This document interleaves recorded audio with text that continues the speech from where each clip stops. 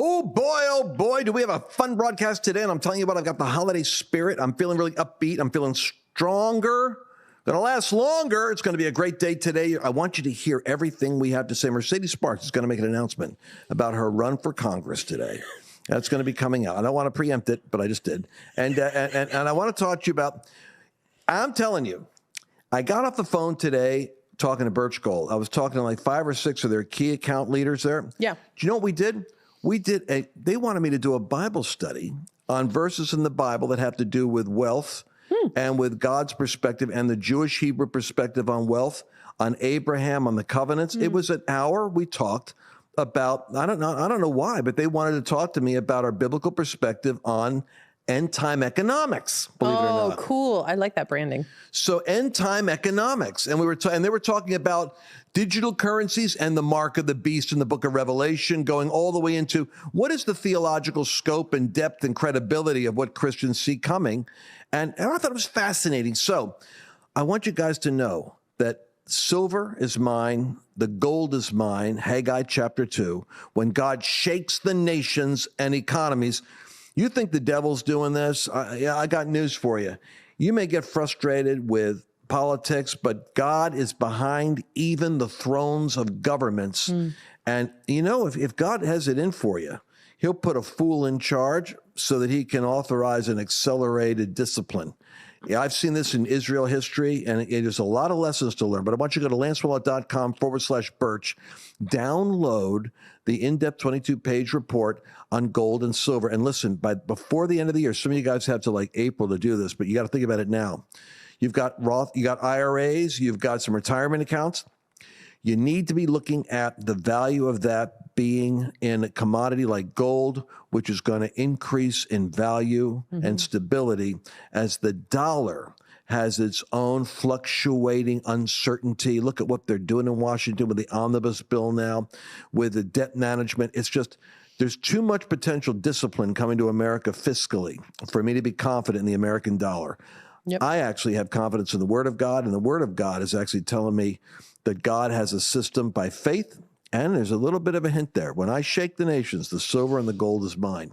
Go to Birch by coming to lancewallnow.com/Birch, BIRCH, and find out for yourself what you need to do to be able to, with little or with much, how to position yourself. And knowledge is currency. Even if you don't have much, when you've got knowledge, you'll attract the wealth because wealth is attracted to knowledge. So read the report and download it. It's free. Now let's go into this really interesting broadcast.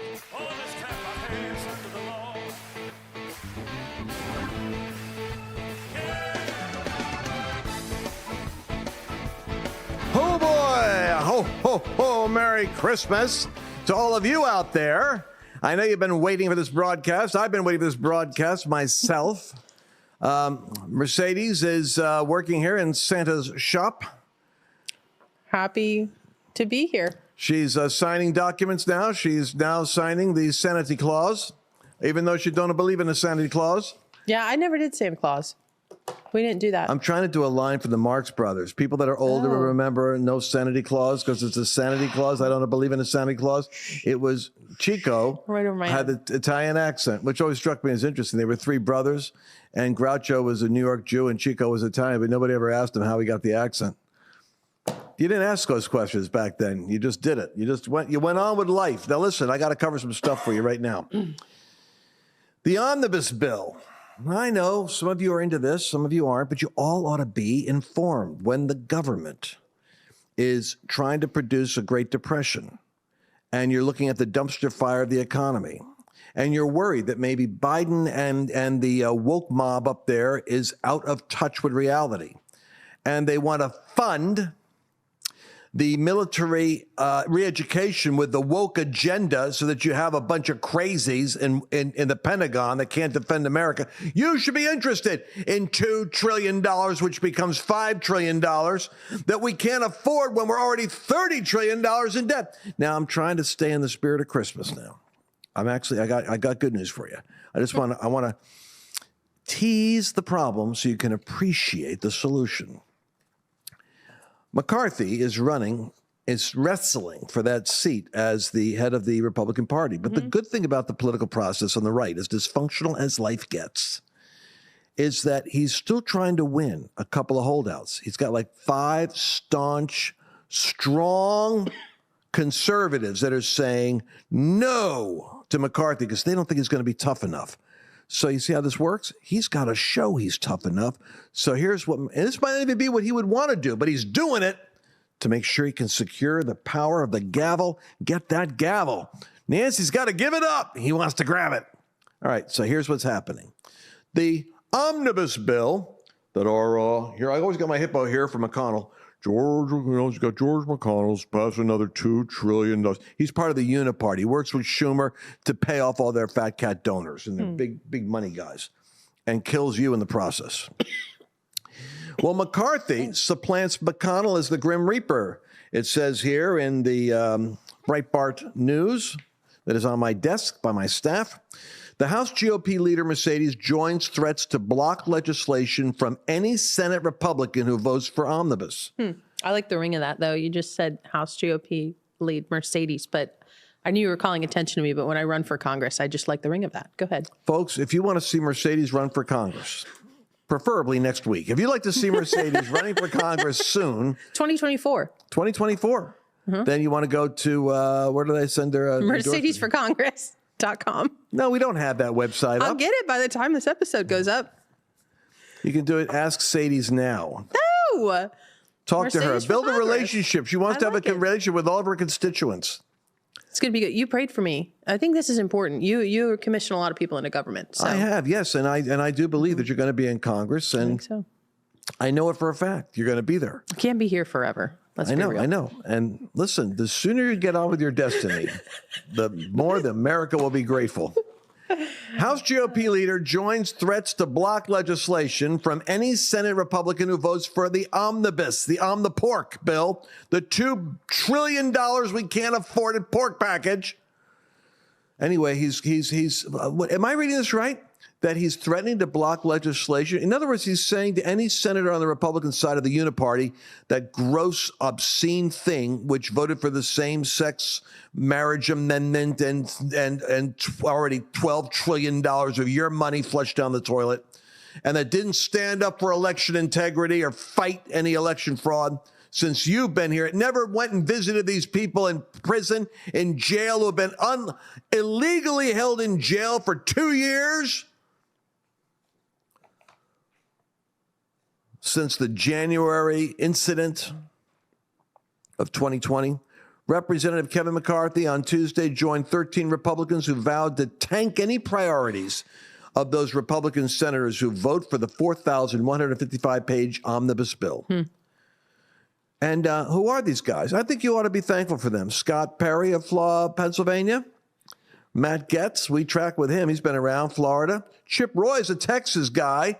And Andy Biggs from Arizona, along with 9 other conservative House members. They signed a letter Tuesday promising to block any priorities of the Republican senators who rushed to support the omnibus. In other words, thank God we got some congressmen that say, you know, it's important for you this year, for your constituents, that you get that whatever, that freshwater port, that, that nuclear power deal, whatever. We're blocking it. So that's how they do stuff. I'm sorry to say. That's how you got to do it. At the very least, due respect for Americans who elected would call for not passing a lame duck bill just days before members fly home for Christmas. In other words, the Democrats are out in the House. We lost that 1 seat in Georgia, which we never should have lost. But Senate's like screwed up. They're like 50-51, 49-51. But the House, we've got like 7 seats. And the guy we interviewed last week, the pastor, he's running. He won the primary. So he was running against someone in his district in Richmond, Virginia, and he lost the seat, and the other guy died. So the seat's up again. Wow. So I just interviewed him last week, and he's right here in the studio. And we're going to give you some more information about him. But that's going to be in February, so we might pick up even another seat. But these guys are saying to those senators, we will, you push this bill over, Republicans, and we'll make sure that you got a problem. And it's okay if they say it, but when McCarthy says, I'm with them. He's winning their support. That's what I'm trying to get. The inside baseball is McCarthy saying, look, guys, I could be tough. I will be tough. I promise you, I won't let you down. So that's good news for modern man, because America's like in the balance, right? It's like, look at this. We're on a knife's edge as a country like this. That's why we have to look to God. We have to stay in an ascended kind of a perspective. We got to stay in a different perspective on this. I don't go along with a lot of the Christians that are all milquetoast, and I'm sorry to say they think that being like Jesus means you just don't care, you don't get involved, and just live disconnected from the pain of your neighbors. But I think when you spread yourself upon America like the prophet Elisha did on the corpse of a child, you identify with its sufferings, you feel its frustrations, you ache for its injustice, and you breathe life into it to resurrect it from the dead. That's what cultural media warriors are all about, trying to stay, hard as it is, keep the demons off of us while we cast the demons out. And it's not always easy, because we can get sucked into that vortex if we're not careful, because we're dealing with a swarm of bees all the time. So anyway, I wanted you to hear that, because the Electoral Count Act reform includes within Biden's $1.7 trillion bipartisan budget deal. This is an interesting kind of headline, too. And this is lawmakers say ambiguity about the vice president's role in counting electoral college votes led to January 6th. So they want a reform act inside Biden's $1.7 trillion omnibus bill. In other words, they got a lot of pork and weird stuff packaged into it. 4,000? How many pages is it? I read it to you a moment ago. I could hardly believe it. That's what frustrates me. I don't know why we don't limit the amount of pages in bills. Like, why can't we say 4,000 pages? Who's got time to read that? Who's going to go home over the Christmas holidays and read 4,000 pages? That should be illegal. It should be illegal to shove that much legislation into one bill. How can you shove all of that in there? You know, it's like, why not limit? See, to me, it's like common sense things like that. If I run for Congress, that's going to be one of my things. We should limit the amount of pages that goes into something that's readable. There's more pages there than the Bible, and that's some guide for mankind on everything. I thought I saw one of the senators holding all of like the package of papers. I mean, it's this much. Who on 8.5 by 11? How are you going to read all that? I'll tell you, the only way you can read it is if you have a lot of sugar in your system. I want to talk to you guys right now about this 2 pounds of decade of candy. This really cool oldtimecandy.com with I want you to go to lancewalnut.com/candy. And I want you to get, if you're like me and you're in your 60s, you remember these sugar daddies and sugar babies? I had sugar daddies when I was young. I don't remember sugar babies. You got remember the Lucky Light, the fake candy cigarettes that taught us all how to want to smoke cancer sticks because we were eating the candy sticks that look like cigarettes? Then there's the Whopper original malted milk ball. Hey, remember these crazy things, the candy necklace you put around your neck? And it always happened, man, that, the thing would break and these would fly all over the place in the car or in the theater. But these, I'm telling you something. I recognize these candies. You know what hasn't changed much? Baby Ruth, I guess but here's the thing. These are made with the original formula. So all of these candies, 2 pounds of candies. Remember these wax ones, you guys that are and gals that are on the podcast, you can hear me. I'm crinkling stuff up. This is that those wax little bottles that have the colors yellow, orange, green, and red. It's like they had these artificial juices in these wax things. Remember, if you were really lucky, you'd get some of these at Halloween, but primarily your mom would put them in your lunchbox, and all the kids thought you were so cool. Those little dots, remember these dots? What are they called here? Candy buttons, sours. Man, I'm telling you something. This is memory lane. Now, you don't do this all the time, but you buy this once a year because we have candy from the 60s and the 50s and the 70s, the 80s, and the 90s. Candy you ate as a kid. This gift box is a really crazy, cool gift, and I'm telling you, grab it now. Because I remember the memories that come to me when I hold these candies. lancewalnut.com/candy.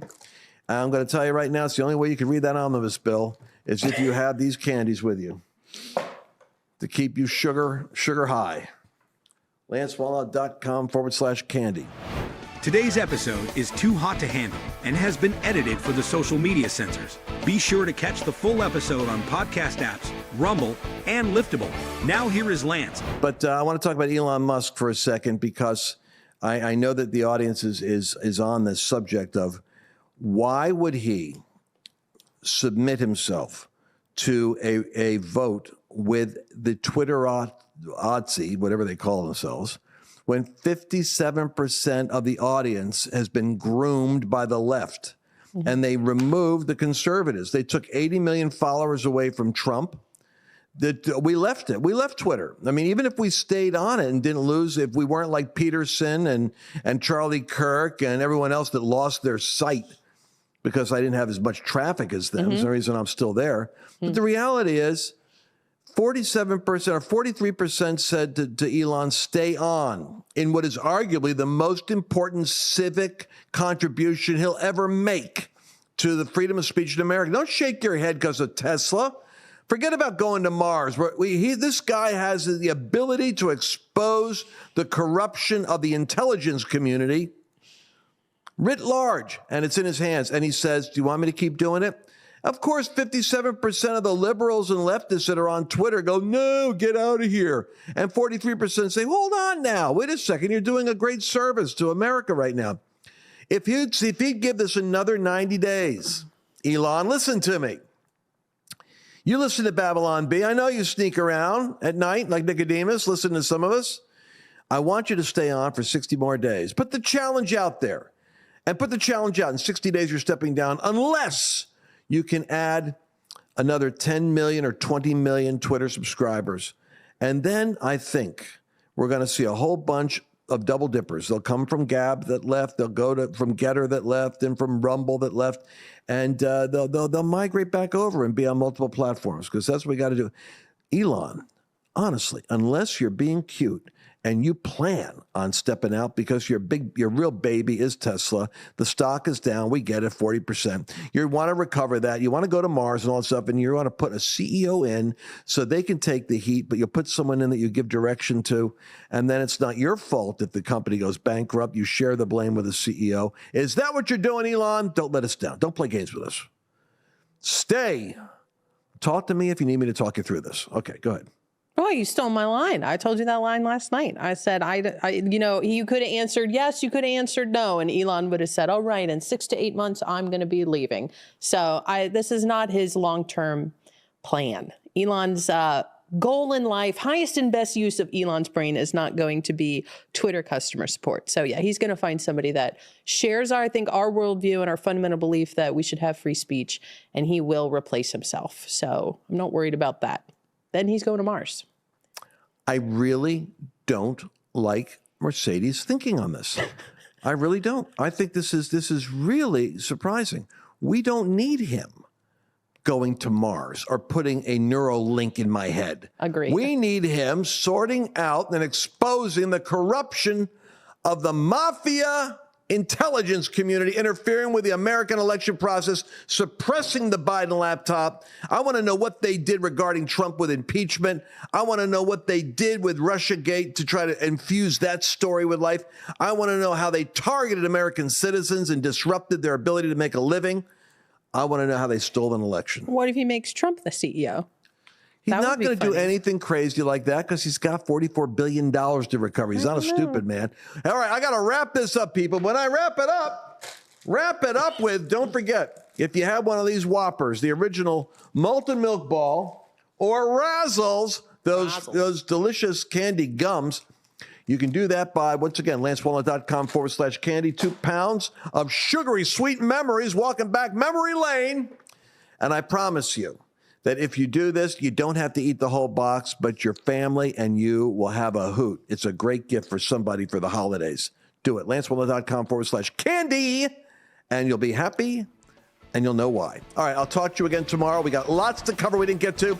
I'm staying at the desk. I won't leave the desk. I'll be right here till you get back. Thanks for listening to this Lance Wallnow broadcast. If you enjoyed today's show, make sure to subscribe and share the episode.